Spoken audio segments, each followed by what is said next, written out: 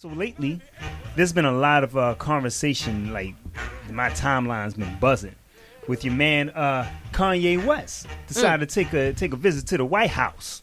So we're going to talk a little bit about that, but more so than talking about Kanye West and his visit to the White House, we're going to talk about the influence of artists. You know what I mean? Artists as cultural influences. Able to work. So, when I listen to him, like, I see what's happening. I see he's in front of Trump. We all know how we feel about Trump. You know what I mean? But I just wanted to hear what Kanye was actually trying to talk about. That's all that mattered to me. Right. All that mattered is what Kanye was really his intentions. Okay. What was his intentions, or what was it that he really wanted to discuss with the President of the United States? Okay. And the things that he was talking about was like, okay, all right, you're saying some things that need to be spoke up about. Of course, he brought up some things that most of us could agree with and what have you.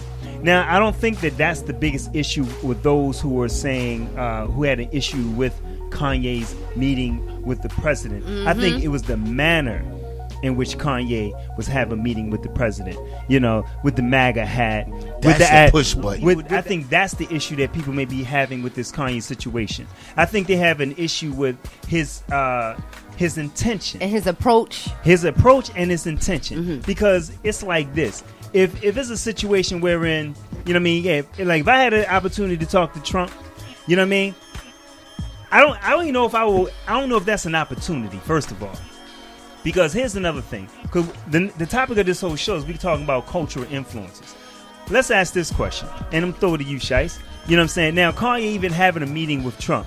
First of all, do you think that Kanye bringing certain things to Trump's attention? First of all, one, do you think these things are not things that Trump already knew about?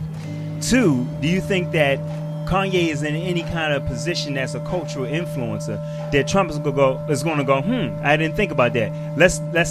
Let me intervene and not have stop and frisk because you said so, Kanye. let me think about the condition of black people because you said it, Kanye. Now we're talking about if he's going to be successful or whatever, his motive is. Right. Well, that comes with we go to a historical context. Anytime you have people that sat down with a president that had influence, you talking about Martin Luther King with Lyndon Johnson or Jesse when he was, very prominent. And you can see it was always a give and take. If you have a certain amount of influence, what Kanye lacks is a real, not influence, he lacks a real movement. Right. Because if Martin Luther King had the preachers and the college students and this part of black America, and Jesse had this part of black America, basically you had constituents. That's what I'm looking for. Kanye lacks constituents. Yeah. So when you having somebody there like Kanye, it comes off just like what Trump did with the HBCU presidents. Right. It comes off just as a photo op. Yeah. So if it sounds good. You say you don't like his mannerism. I didn't watch it, but I started, I can't help. My thing is, I didn't post anything about Kanye. Because forever. You didn't watch it, though, right? No, forever. Okay. This is my part. Why do we get so upset and pro? Like, we have so many people that's passionate about Kanye. Like what you're saying, they try to define what he's saying. Like, y'all can't hear Kanye. I can hear Kanye, but y'all can't. And then I hear the other side of people just like, we done with Kanye. Trashy. Yeah. He's done. Right. Then we got other people saying, you think he's mental? And I'm like, okay, if you mental, where's the sympathy for it? Ain't none. If you think he's going through a mental condition. But going back to the original question, Kanye lacks the constituents to shift anything.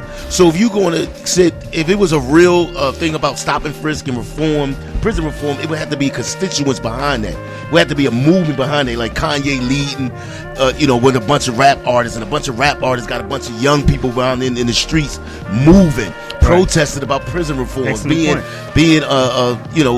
active about prison reform, and the other thing was it stop and frisk. Right. Then he would say, okay, Kanye, T.I., Snoop Dogg, that's what y'all want, and you can see delegates and constituents. Maybe something will be a shift. Right now, just like a photo op. Right. Him with the hat. Trump just keep pulling him up. I really don't get it.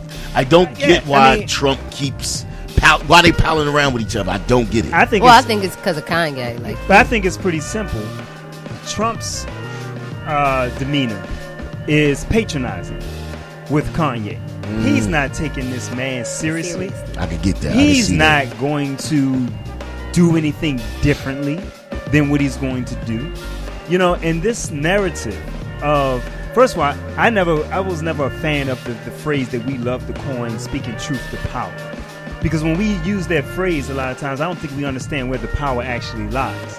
The power doesn't lie in those who sit in these so-called quote-unquote positions of power. The power actually lies with the people. Yeah. You know, and it's the assumed power of these who sit in these seats that we think we have to go to them to make certain things happen. So the thing of, I think Kanye, you know, being the